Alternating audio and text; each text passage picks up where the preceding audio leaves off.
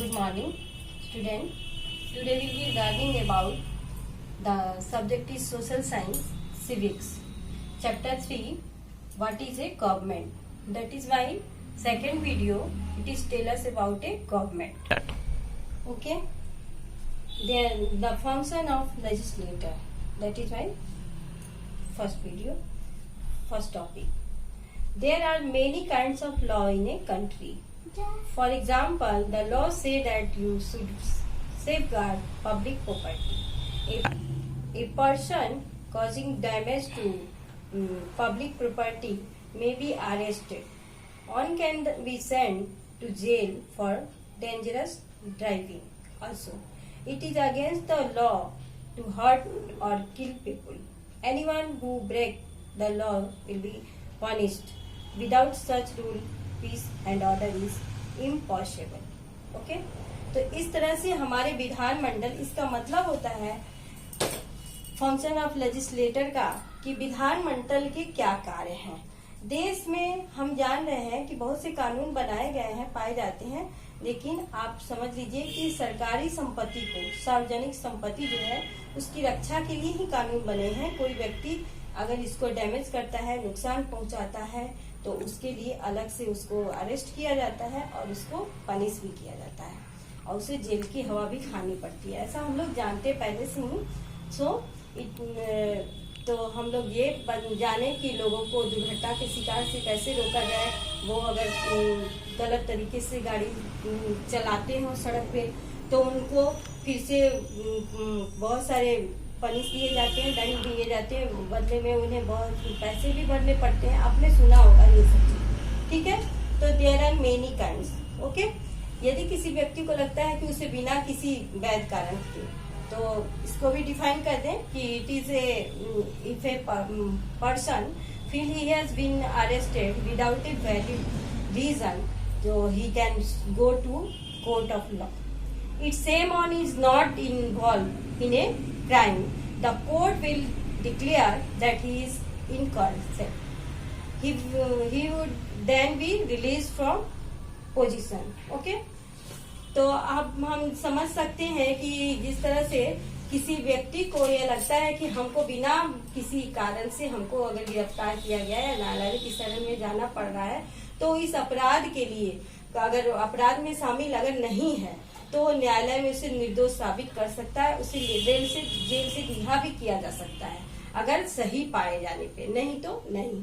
ठीक है, तो इस तरह की व्यवस्था होती है हमारे लेजिस्लेटर में। तो लेवल ऑफ गवर्नमेंट में आते हैं आप।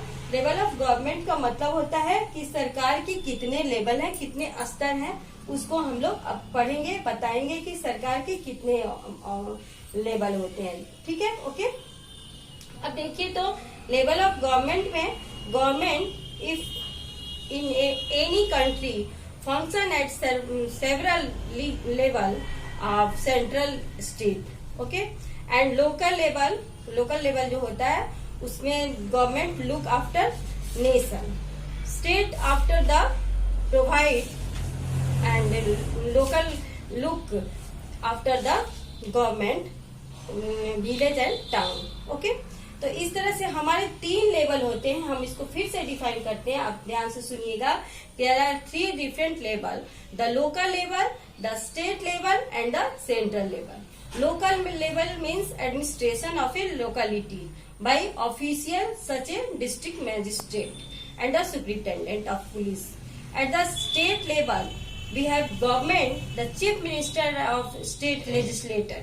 At present, the union of the composed and 29 states. At the union or the central level, we have the president of India and the prime minister of the parliament. The government, each level has its role and determined by the constitution of India. Okay? तो इस तरह हमारे जो तीनों level है, ये अपने अपने लेवल से, अपने अपने तरीके से, अपने अपने स्टेट में ये लोग काम करते हैं। और ये लेवल में आपको हमने बता दिया कि किस लेवल में प्राइम मिनिस्टर आएंगे, किस लेवल में मजिस्ट्रेट आएंगे। इस तरह से हमने आपको डिफाइन कर दिया। अब आते हैं हम division of making and participation. इसका मतलब होता है निर्णय लेना और सहभागिता। Okay, decision making and participation. तो इस तरह से ये हमारे सरकार क्या निर्णय लेती है और इसमें क्या मुख्य भूमिका निभाई जाती है, इसके बारे में यहाँ पर पढ़ना है। कौन कौन इसमें सहभागी होता है। सरकार का मुख्य कानून बनाना है, ये सभी जानते हैं। The main function of government is make law. We have democracy in India. In a democracy the decision and taken by the elected, जो चुने हुए प्रतिनिधि होते हैं उन्हीं के द्वारा निर्णय लिया जाता है। रिप्रेजेंटेटिव जो होते हैं of the people. This is called collective decision making. The decision are taken after a through decision a debate. There are many different of opinions also.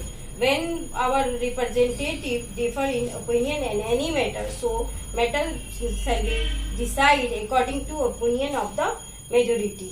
Okay? तो इस तरह से हमारे बहुत सारे बहुमत के द्वारा तय किए जाते हैं कि कौन से विषय पे क्या काम करना है। ठीक है, अब आते हैं कि the first number is the view expressed by the elected representatives are regarded as the view of the public at large. The main participation of in the decision making process. Collective decisions are essential of the smooth running of the government. It shows the maturity of the people. This is a fine example of unity is diversity. People have different opinion, but they agree to act according to the decision taken by majority or legislator. Okay, and the 5 number is the people agree to act is in his manner and wide interest of society. Interested जो होते हैं समाज में, उनके लिए ये होता है। तो हम आपको एक बार और से बता दें कि ये कह सकते हैं हम कि समाज में व्यापक हित के कार्य करने के लिए जो सहमत हो जाते हैं लोग अच्छे काम करने के लिए, तो इस तरह से उनकी सहभागिता को हम निर्णय के बारे में सोचते हैं, समझते हैं और समझते हैं कि ये अच्छा बोला है, ये खराब बोला है, इसकी बातों को किया जाए या नहीं। और सबसे पहले तो ये जरूरी होता है कि समाज की परिपक्वता को, जैसे समझदारी को प्रकट करती है आपके विचार, आपके निर्णय, ये आपके समझदारी को प्रकट करता है। एकता तो हमने डाइवर्सिटी पढ़ाया भी है, एक सुंदर उदाहरण है। अगर एक साथ मिलके हम लोग रहें तो हम बहुत सारे धर्म के लोग, बहुत सारे विचारों के लोग भी एक होके कार्य कर सकते हैं। ठीक है, तो ये हमारे तीनों टॉपिक हमने डिफाइन किया है। अब इसके बाद से हम आपको एक होमवर्क दे रहे हैं जिसको आपको ध्यान से सुनना है। The function of legislator and level of the government and decision making the participant, ये तीनों टॉपिक से आपको दो क्वेश्चन अपने मन से चूज करके बना के रखना है क्वेश्चन। और आपको हमसे बुक्स पढ़िएगा, इसके जितने भी हैं टॉपिक, और उसमें से आप हमको डाउट क्लास में क्वेश्चन करेंगे। आप हमको फिर से होमवर्क के तौर पे मैं आपको और भी बताऊंगी, आप इसका फेयर भी करते जाएंगे और इसको अच्छे से समझिएगा। मैं नेक्स्ट वीडियो के साथ फिर उपस्थित होंगी। Okay, that's all.